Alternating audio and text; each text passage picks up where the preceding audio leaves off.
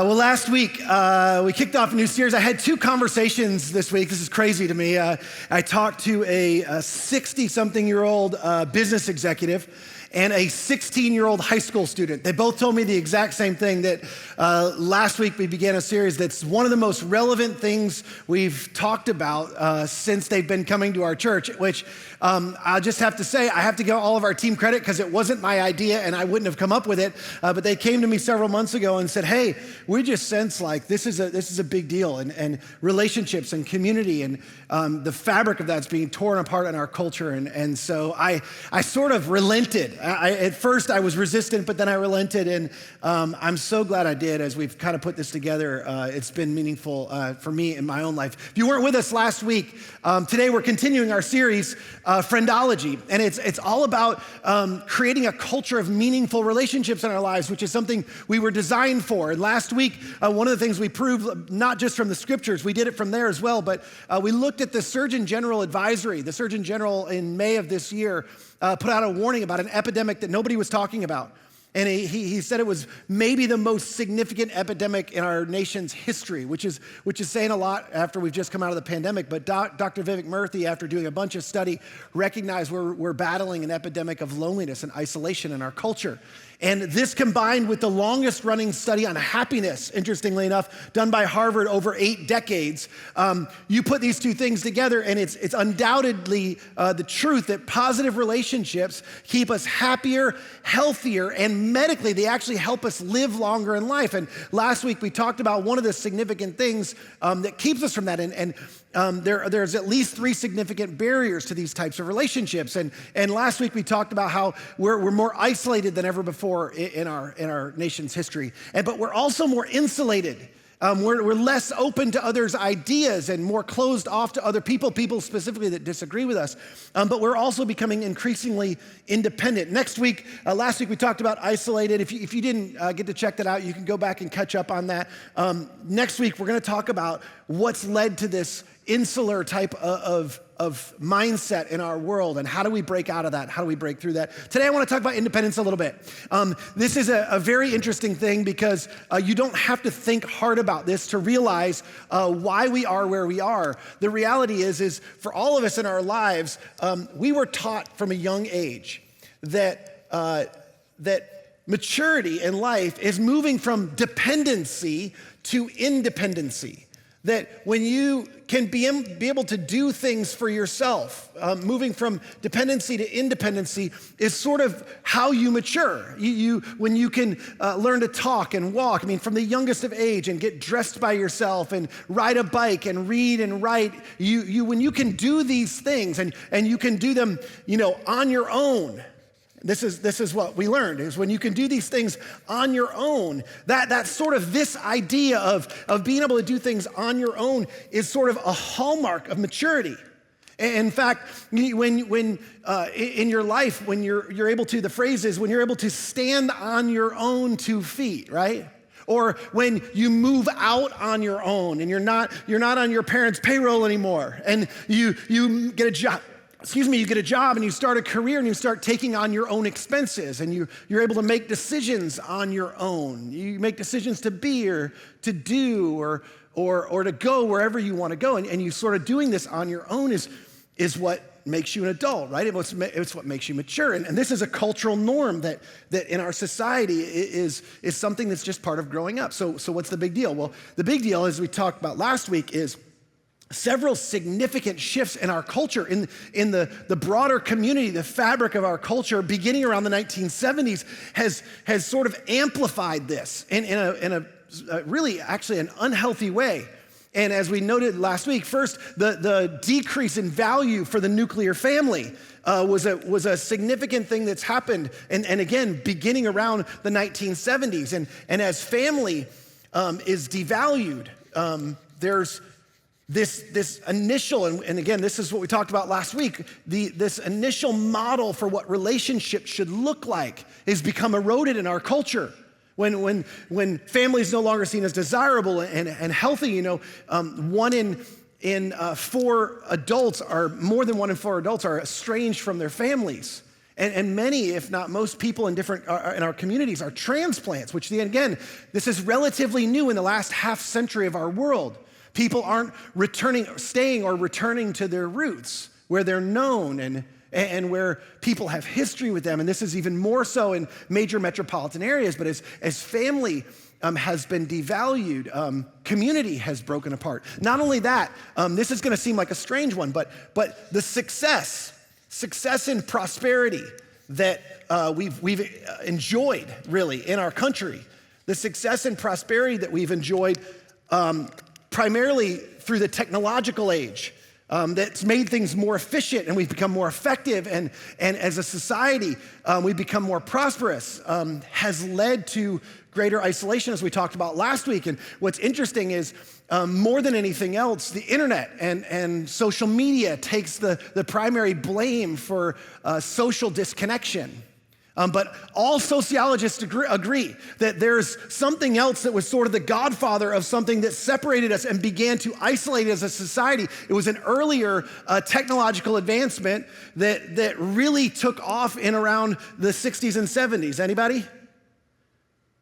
It's something you all watch on a regular basis, more off the internet now than off network, but it's the television.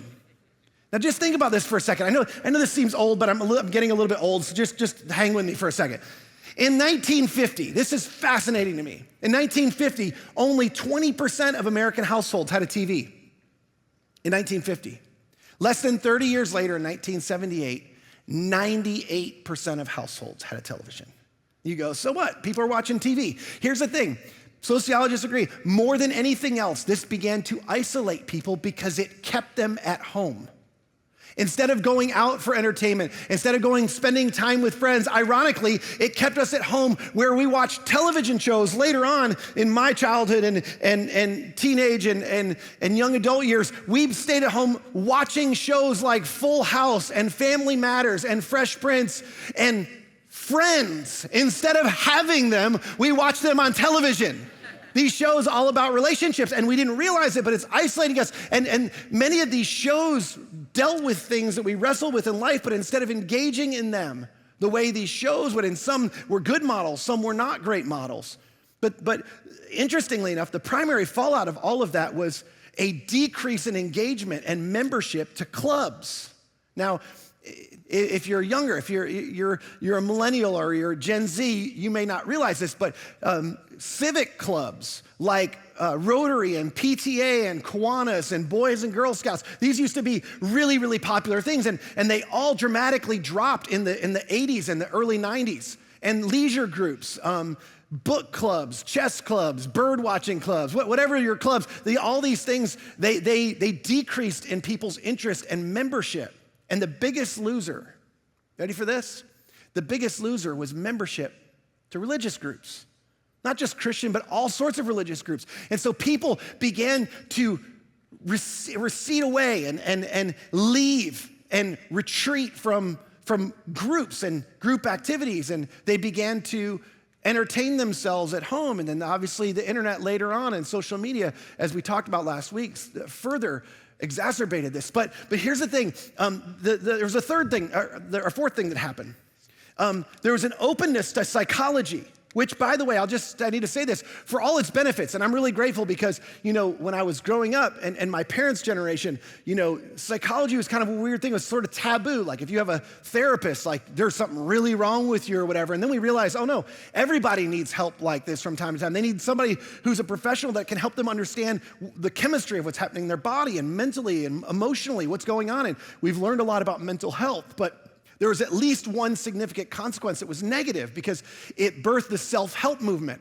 And you may go, well, that helped a lot of people, but here's what it actually did. The main thing that the self-help movement did was it left behind JFK's mantra of, ask not what your country can do for you, ask what you can do for your country. That mantra was long gone. That from the mid-60s, by the mid-70s, late 70s, we were all about how do I get help? How do I help myself?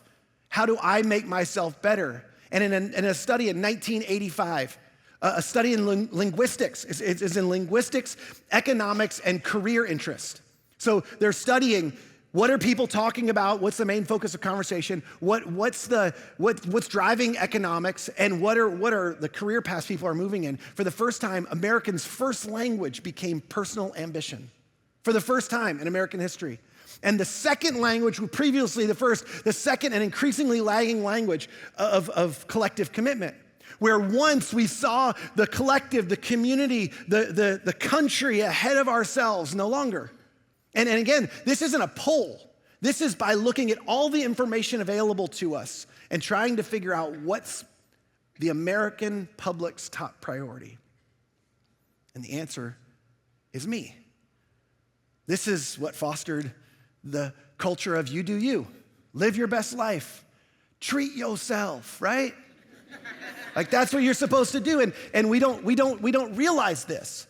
But the self-help movement, the one bad thing about it was it got us all as a society focused on self. And what's become on the rise in our society more than any other time in history is we've moved from a culture of collectivism to a culture of individualism.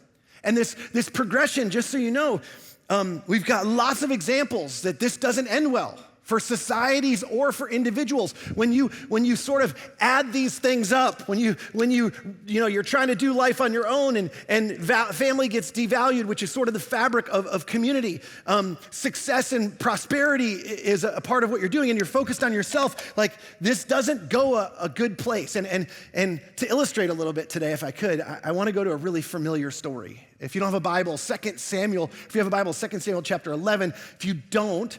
Or you don't have the Bible app, or you would like a physical Bible and you can't afford one, we would love to give you one. Just ask a volunteer at your church. They'd love to get you a Bible. But there's so many of these stories are so helpful because understanding and unpacking them helps us understand where we're headed. And this story, and it's a very familiar story in the life of King David. I want you to notice the progression in this. So here's where the story begins in chapter 11. I want to detail a little bit of this, but in chapter 11 of 2 Samuel, it begins this way in verse 1. It says, in the spring of the year when kings normally go out to war, David sent Joab and the Israel army to fight the Ammonites. However, David stayed behind in Jerusalem. He stayed behind as he sent his commanders and all of his mighty men off to war. And late one afternoon, after everybody's off to war, all of his advisors and commanders, after his midday rest, so David's living, as they say, high on the hog, right? Like he's living his best life. David gets out of bed in the middle of the day. And he's walking around on the roof of his palace. Now, this is important. This is in just the second verse of this part of the narrative. And the author of the narrative, as he's recounting the story, he begins to paint a picture. And the picture has a literary theme. The literary theme in the narrative is of David being elevated. It starts with him walking on the roof of the palace. David's being elevated, and you're going to see not only is he elevated, he's elevating himself. And as he looked out, we're told, as he looked out over the city, he noticed a woman of unusual beauty taking a bath. And he sent someone to find out who she was. And he was told she's Bathsheba, the daughter of Eliam and the wife of Uriah the Hittite. Now, don't miss the humanity in this. Like, this is a real conversation amongst men. This is David going, good Lord, who is that? Like, I got to know who that, she's unusual. She is amazing. Who is that? I need to know. And so he sends somebody off, and somebody goes and finds out who it is and comes back and is like, bruh, that's somebody's daughter, and that's somebody's wife. You stay away from that. But remember, there's nobody there to challenge David. David's top commanders and advisors and his mighty men, they're off at war. So David sends a messenger. That's all they are. They're not here to give advice. He sends a messenger to get her. And she came to the palace. He slept with her. Now look at this. This is extraordinary. You want to see it in a microcosm, the reflection of our culture? Here's what happened to David. David, in his pride, he stayed behind. There are some things that were beneath him. that he didn't need to do. While his mighty men, he sort of delegated the stuff he used to do. And he went and he takes someone else, disregarding the value of family. He takes someone else's daughter, someone else's wife. He commits adultery. And then David elevating his own values, his own desires. He's going to get what he wants. He sends somebody to get her. And it's the same thing we see. It's a microcosm of what happens when you live in this sort of culture. A culture that says what you do doesn't affect other people. You do you, you can take on the successes or the failures, the rewards or the consequences, because you can live independently of other people, and it's just not true. But the people that were around him, David didn't have anybody around him to challenge him. I mean, these messengers, what could they say? Bathsheba, what could she say? He's the king. None of David's trusted men are around to question him or to caution him. And they probably saw this disaster coming. We see it. But David couldn't see it. And that's at least in part because success is blinding. Some of you know this. The more successful you are, the past success that you have, it makes us lose sight of future threats. Because we begin to feel untouchable. We begin to feel like, nothing can take me down. And the more successful and the more powerful you are, the more it is that way. And success is not only blinding, it's intoxicating. In fact, it's such an interesting idea because wealth and means and prosperity, it impairs our judgment. It causes us to do things we wouldn't normally do because we can, not because we should, but because we can.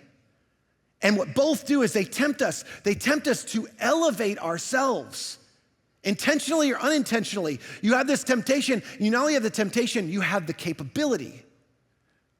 And so that's what people do, and most of you know what happens next. I don't have time to read all the verses, but Bathsheba gets pregnant. So David does what powerful and successful people do. He leverages his power to control the situation and mitigate the consequences. And he clearly has elevated his desires and his protection and his reputation. They're the priority over and above everybody else is involved. This is how David sees himself. Over the community, over all the other people that could potentially be involved. And so what he does is he sends for Uriah and has him come back under the guise of, I'm looking for a report on how things are going in the war, which is really a scheme to get him to come home and sleep with Bathsheba so that he'll think it's his child when it's really David's child. And he comes home, Uriah comes home, but he refuses to go home to his wife. In fact, he refuses twice to go home and sleep with his wife, even one time after David gets him drunk, which is ironic because David's intoxicated by his success. And even when Uriah's intoxicated, he doesn't make the decision that you would think he would make and stumble and fall. And David's confused by this, of course, because David's confused in general because of his circumstances. And he asked Uriah, why didn't you go home? And look at what Uriah says. Uriah replied, the ark of the armies of Israel and Judah are living in tents. Like our men, our armies out and living in tents. And Joab, my commander, and my master's men are camping in the open fields. You see the contrast. Instead of seeing himself here, Uriah sees the community. He sees the master's men. He sees Joab. He sees the army, the community he's interconnected with as above himself. And he elevates those things above his own desires. Look, he goes on, he says, how could I? How could I go home to wine and dine and sleep with my wife? I swear, I would never do such a thing. To which at this point you would think David's looking in a mirror and he's like, oh gosh, what have I done? You're right. But that's not what happens.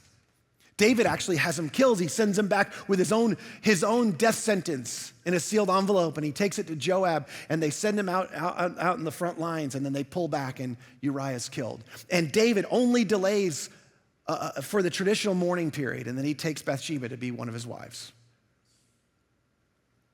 You should read your Bible. It's better than Netflix, I promise you. I mean, it's like, oh my goodness, like this is unbelievable that this is happening. But you would think at this point, it's like yet again, another powerful, wealthy person, crisis avoided, he's handled it, he's mitigated all the consequences. But if you know your Bible, you know that's not what happens. The child dies, and there's consequences for David and his future and his family. Lots of people close to him are hurt, and he undermines his own moral authority with everyone around him. And not only that, his greatest failure is documented and cemented in history, and we're reading it today. Not where anybody wants to be. See, while success is blinding and intoxicating, failure is humiliating. And isn't it true that it's difficult to lower yourself when you're struggling and to be vulnerable and to tell other people what's going on, especially when you've screwed up big? Like, it's really difficult. And so because of that humiliation, we hide and we isolate ourselves. And failure and struggles are not only humiliating, they're disorienting. In a similar way to success, actually, we make decisions clouded by emotions. We act in desperation. We cover up and hide, and we try to control the situation and avoid the circumstances. See, isn't it true most of the time we think when people are struggling or they're failing that creates dependency? And that when people are successful and they're prosperous, that creates independence, and they kind of tend towards independence, but it's actually not the case. Both are often a result of a desire to be independent, to live independently. Both can isolate and separate us from the people that we need.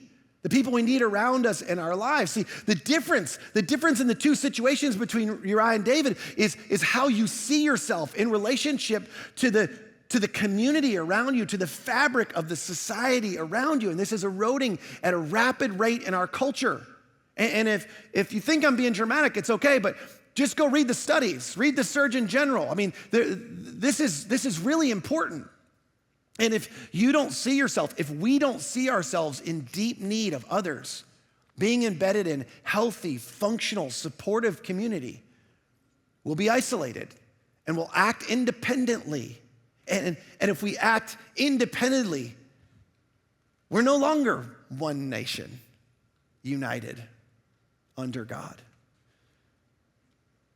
See, all of those ideas are important, but we've never been more divided than ever, because the focus is on self and personal ambition. And like David, we're tempted to see our success and our failure as an outcome of our own doing. And we take on the rewards and the consequences or the struggles on our own, because these things have multiplied and amplified this idea that's not a bad idea, learning to become more independent so that you can be a healthier contributor to other people. But if you do recognize how critical the web of relationships are, you're far more likely to act interdependently. Like, that's what we were created for. In fact, there's actually something called the law of interdependence. And the law of interdependence says that nobody acts completely on their own. True independence is a myth. Life is connected. That's why it's a law. And this is true because virtually every day your life is impacted in big or small ways by people and circumstances that are beyond your control. Let's just take a few easy ones real quick. The value of your home. How much control do you have? You have some control, but the value of your home is largely beyond your control. The value of your 401k, you have some control, but the real control is beyond your control. The length of your commute to work, none of us have control over that. The health of your marriage, how your kids turn out. See, there's a lot at stake in this. And some of the circumstances and influences or influencers are within our control, but many of them are beyond our control. And some of them are not in our control at all. But here's the thing, when you embed yourself in healthy, functioning, interdependent community, here's what happens. People around you are constantly checking you, aren't they? They're constantly, especially in small ways in the beginning when you're acting inappropriately. And actually the psychological literature says they're actually helping you stay sane. Like when you look around our culture and you're like, people are insane. That's exactly right.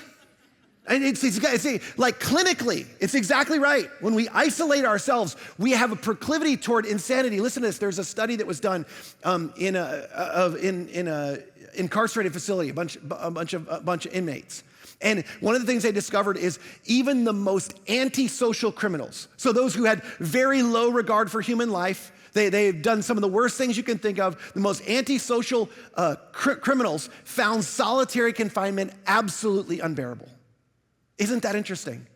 People that had no regard for others and they've committed the worst crimes, they found solitary confinement unbearable because incarceration is difficult enough. It's impossible alone. They saw the tendency of these antisocial criminals towards insanity. This is why people navigating difficult circumstances alone do irrational and insane things. We cannot live our best life independently of other people. Look, just let me press for just a second. Don't be mad at me, but here's the truth. There's a lot wrong with you. There is. There's a lot of things wrong with you. There's a lot of things wrong with me.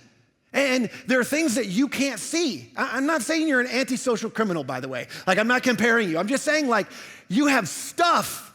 You do. If you didn't know that, ask somebody who knows you well. They'll tell you you have stuff. And it's stuff that needs to be dealt with.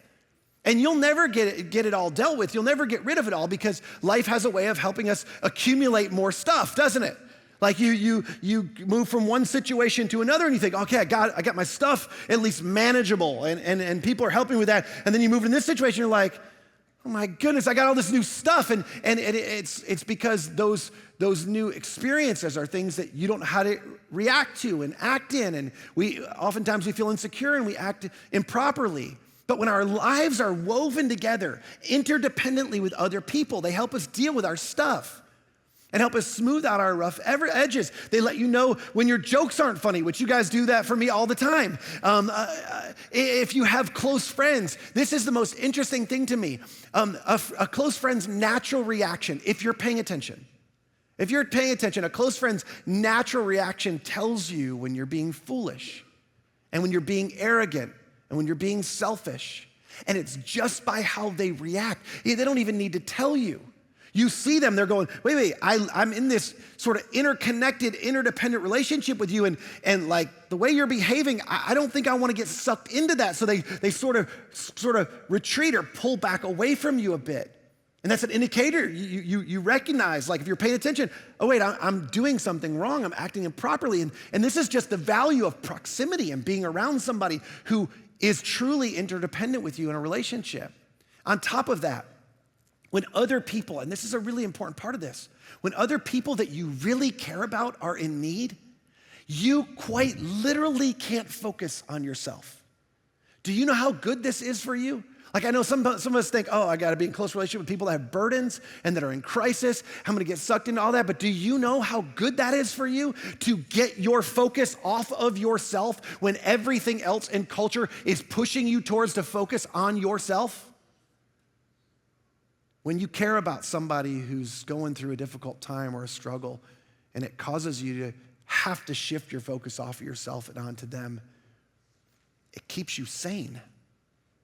It keeps you from doing stupid things. It keeps you from acting in crazy ways. And healthy communities, healthy interdependent communities are where we share life's burdens together and they're equally distributed. Sometimes you carry other people's burdens. Sometimes you're offloading things that are weighing you down to other people. Or you're taking on something that's too much for someone else around you, or meeting their need, or showing up for them. And the truth is that's the way you were designed. Now, there's some of you, and there's a difference. I just need to pause real quick before we sort of land the plane. There's some of you that are in relationships that are actually not interdependent. In fact, they're more characterized by codependence, and this is codependence right here. It's when, in codependent relationships, codependence, sorry, it's tough to talk sometimes and write words that you're not saying. Codependence, in a codependent relationship, there's a giver and there's a taker. And this is what's fascinating about this is the giver needs to be needed. So they're not actually independent, but they're confused about whether they're independent or they're dependent. They need to be needed is the giver. And the taker pretends like they don't need from the giver, but they do. And those happen at extremes, and you have two people that are confused between dependency and independency, and that's actually not at all what interdependency is. But interdependency is when we rely on each other, but there's also a thing that can happen here with interdependency when one person is acting interdependent, like, hey, I'm gonna give and take, and I'm gonna let you lean on me, and you're gonna let me lean on you, but the other person sort of is acting independently, like, hey, that's great, I'll help you, but I don't need your help. There becomes an imbalance in relationships. And we have relationships that can become dysfunctional, or at the very least, there's confusion, there's frustration in those relationships. But interdependent relationship, this is what I wanted to get to. Interdependent relationships, you're not meant to be on your own. You're actually meant for something in the scriptures that's called, it's the Greek word allelon. I know that sounds like I made that up, but I didn't. It's actually a Greek word. Here it is right here. It's the Greek word, and you've seen this before. It's translated in the New Testament as one another. It means mutually or reciprocally, that there's things that we're meant to experience mutually and reciprocally and to do for one another. This occurs over 100 times in the New Testament. It's all through the New Testament are instructions as to who we're supposed to be as a community of faith, as a family, in our relationships and in our friendships. And here's some examples. We're to love one another and restore one another and carry one another's burdens and bear with one another and be kind to one another and accept one another and encourage one another and submit to one another. These things matter. And these are the things that we need. In fact, psychologists have identified 7 keystones for healthy, supportive relationships. You can go look this up. There's these 7 keystones. And if you categorize those 7 things, I took if you categorize all the one another's in Scripture, the 100 plus occurrences of that, if you categorize those, they basically are these 7 keystones. And they've been there right there in the Scriptures all this time. And we're now catching up to it going, hey, people need these 7 things. And here's the 7 keystones. People need safety and security in relationships. They need people that can help them learn and grow. They need physical and practical help. They need romantic intimacy. They need fun and relaxation. They need emotional closeness and confiding, affirmation and shared experience. So here's what we did. I told you I wanted this to be incredibly practical. As we're talking about forging new friendships and networks or communities around us that we can engage in, not like one friend or just being married to somebody. That's not what we're talking about. We're talking about how do we reestablish the fabric of relationships in our community that we all need. We've created a tool for you to take an inventory. It's sort of a Friendology assessment. And it's based on these keystones. And it's sort of an x-ray for your relational health. And so there's further description. I'm going to, on the website, when you get the tool, you'll be able to read further description on all of these things. But we just want you to take this quick assessment. It's anonymous. You don't put your name down. It's going to help you sort of assess, like, where am I healthy? Like, where am I deficient in my relationships in terms of the things that I need to be healthy and whole? And where are my strengths? And so this will give you sort of an indication. And someone at your church will tell you how you can access this later at the end of the service. But here's why this is important, because discovering the gaps in your web of relationships could provide some really helpful and practical information for you. Like when I took this assessment, I found out that I'm deficient in having close friends that I have fun and relax with. So, babe, that felt like I just got a golf pass for like, she's like, great. But you know, one of the things I don't realize sometimes, like we have so much fun as a family, and it's so much fun with the kids, and you know, with other people as well. But it's not something I prioritize in my life. But it's something you need, because those relationships, sometimes in that fun and relaxation, it forges greater familiarity and greater intimacy. And look, you may have plenty of people that you have fun with, but you have no one to confide in, and maybe you only have one person that you go to for help. And that's just not enough because you can overwhelm that person or stress that person. Maybe you lack people who challenge you to become the best version of yourself. So I hope you'll take advantage of this because it could be incredibly revealing. But I want to close today with the end of David's story because David was actually deficient in challenge. As we said, he didn't have people around him that would challenge him. And in some sense, some of you may be as well. And the truth is David needed a friend. And because David needed a friend, the Lord sent Nathan. This is beautiful. This is evidence of God's grace. David was acting not only independently, David was inaccessible. And here's what's interesting. He didn't pick Nathan out of nowhere. The last time Nathan came to David, he brought some incredibly helpful and really important and valuable information that was important for David's success and prosperity. And so he had already had sort of an interdependent relationship with Nathan, but Nathan was far off. He was out at war. So God sends Nathan to David. And God sends the one person he knew could get close to the king. And so in his grace, he sends, before it's all lost, he sends Nathan to David. And he tells David this story. Some of you remember this. He tells him a story about a rich man and a poor man. And this rich man was entertaining a guest. A traveling guest came through town, and the rich man was going to have them come stay at his house, and he was going to prepare a meal for them. And instead of using his wealth or riches or his cattle, he goes and he steals the poor man's only lamb. It was more of a family pet than anything else. He steals it and he slaughters it to entertain and to feed his guests. And when David hears this story, we're told that David burns with anger. And he's so mad and he says, who is this man? I vow to kill this rich man. Then Nathan said to David, you are the man.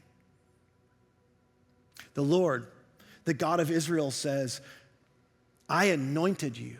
Look at this. I anointed you, King of Israel. I saved you from the power of Saul. I gave you your master's house and his wives and the kingdoms of Israel and Judah. And if it had not been enough, that hadn't been enough, I would have given you much, much more. God says, I know this is what you need. You need all alone, so here's what I'm gonna do. You can't do this life on your own. So I'm gonna send you Nathan. Somebody I know you trust. Somebody I know you've allowed to influence your life before. But I want you to know I'm not only sending you David, I was the one who established your house. I'm the one who gave you the family you have. I'm the one who established you as king and gave you the kingdoms. I'm the one that allows you to rule and sustains you. And if you had trusted me, if you had lived properly, I would have given you so much more. I don't know what God has for you and what he wants to supply for you, but I guarantee you it's more than you're thinking. It's much more. See, this is important. These things are connected. So Nathan asked the question, David, now that I've reflected back to you what you've done, why? Why then have you despised the word of the Lord and done this horrible deed? Why have you done this? I'll tell you. Back to the beginning of the story. In the spring of the year when kings normally go out to war,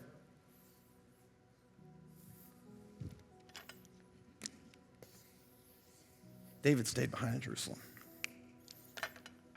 He was entitled. He'd made it.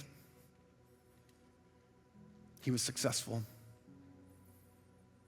And then when he acted improperly and all came crashing down, all of that's on the line. David saw himself above the people around him. Around the community, he operated independently and isolated himself, eventually hurting himself and lots of other people around him. I have a very successful friend who in recent days, and he's successful by all measures. If I were to tell you his story, several years ago, he began to be more absent from his closest friends. And he began to help hold people at arm's length around him, and people that could keep him from doing things he wouldn't normally do, keeping him from acting stupid, to be honest with you. And it started small, but nobody was around and noticed, and he had anybody who could tell, and he had a lot at stake, and it grew. And over time, it came to the place to where he couldn't keep it a secret anymore. And when it broke apart, he lost his job. He lost his future financial security. He lost more than that. He lost the respect of his kids. He almost lost his wife. It's still an ongoing story. Here's why I tell you that is, and don't be mad at me, I say this as your pastor, like taking on life on your own, it doesn't make you strong. It makes you stupid. It does. It makes us insane. It makes us crazy. It makes us do things we wouldn't normally do. And here's the thing, some of you today, there's different ways we're all deficient in our relationships, but some of you, you need a Nathan in your life. But you've kept them at arm's length. You've kept them away. And maybe it's that person that you resist allowing in and they keep pursuing you, but you don't let them in because you know what they're going to tell you. You know when they see behind the scenes, you know what they're going to challenge you on. But that could be the person that your spouse or your parents or your kids have been praying that God would bring into your life. Trust me, you want to find a Nathan before God has to send you one.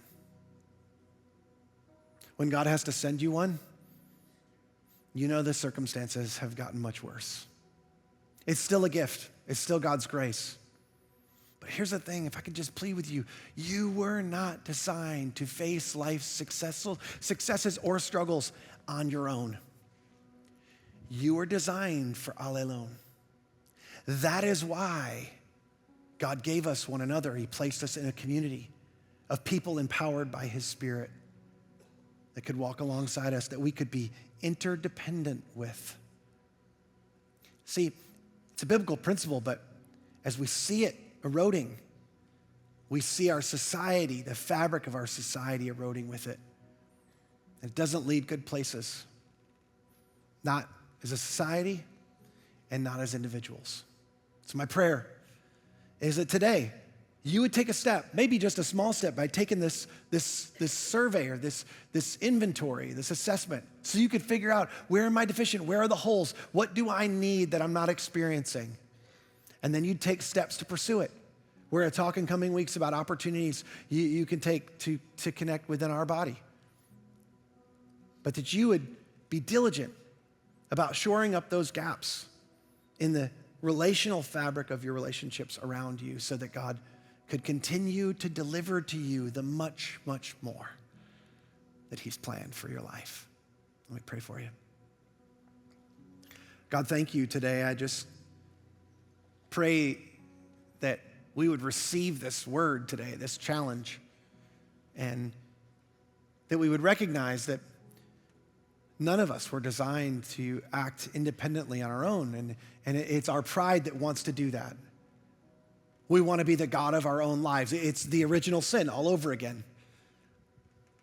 And so I pray that today, for someone who's here, who's found themselves isolated and acting independently, and maybe they've gotten themselves in some trouble, or maybe it's early on, I pray that supernaturally you bring somebody into their life, bring somebody around them, bring them to take a step towards a young adults group, or towards a men's group, or towards a women's group, or towards a friend, a trusted friend from the past, that they would take steps in that direction to act interdependently as opposed to independently in life.